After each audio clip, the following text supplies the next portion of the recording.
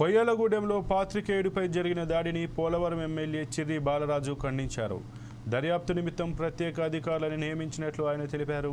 ఈ చర్యలకు పాల్పడిన వారిపై కఠిన చర్యలు తీసుకుంటామని ఆయన అన్నారు. ప్రజా సంక్షేమమే ధ్యేయంగా పనిచేస్తున్న తమపై అబండాలు వేయడం సరికాదని ఎమ్మెల్యే తెలిపారు. ప్రతిపక్షంలో కూడా ఏ రోజు మీడియాని తోలనాడటం కానీ అలాగే వేరే విధంగా మాట్లాడడం కానీ ఏ రోజు కూడా మా ఎన్డీఏ కూటమి చేయదు కూడా. ఈరోజు ఏదైతే తప్పుడు ప్రచారాలు చేస్తూ ఈరోజు ఇలాగా మా మీద ఎన్డీఏ కూటమి మీద బురజల్లేటువంటి కార్యక్రమం చేస్తున్నారు. వీటిని మేము చాలా గట్టిగా తీవ్రంగా ఖండిస్తున్నాం.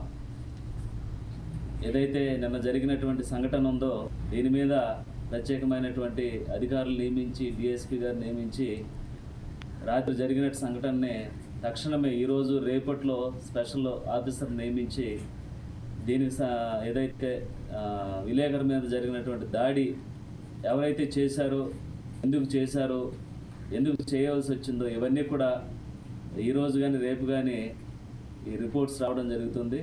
వచ్చిన వెంటనే ఎవరైనా సరే ఇలాంటి సంఘటనలు మళ్ళీ జరగకోకుండా ఎవరైతే ఇలాంటి పనులు చేసినటువంటి వారు ఉన్నారో వారిని తప్పకుండా శిక్షించేటువంటి కార్యక్రమం ఎన్డీఏ కూటమి తీసుకుంటుంది.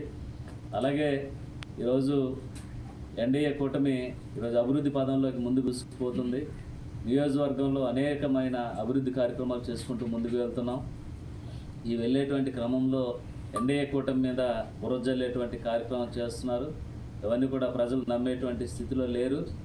ఈరోజు ప్రతి ఒక్కరు కూడా ఒకటే గుర్తించాలి, ఈ ప్రభుత్వం మారిన దగ్గర నుంచి కూడా ల్యాండ్ ఆర్డర్ కానీ అలాగే అభివృద్ధి కానీ ఇవన్నీ కూడా మంచిగా చేసుకుంటూ ముందుకు వెళ్తున్నాం. అలాగే ఎప్పుడు కూడా ఇలాంటి సంఘటనలు మన ఏరియాలో జరగలేదు. ఎందుకంటే ఇది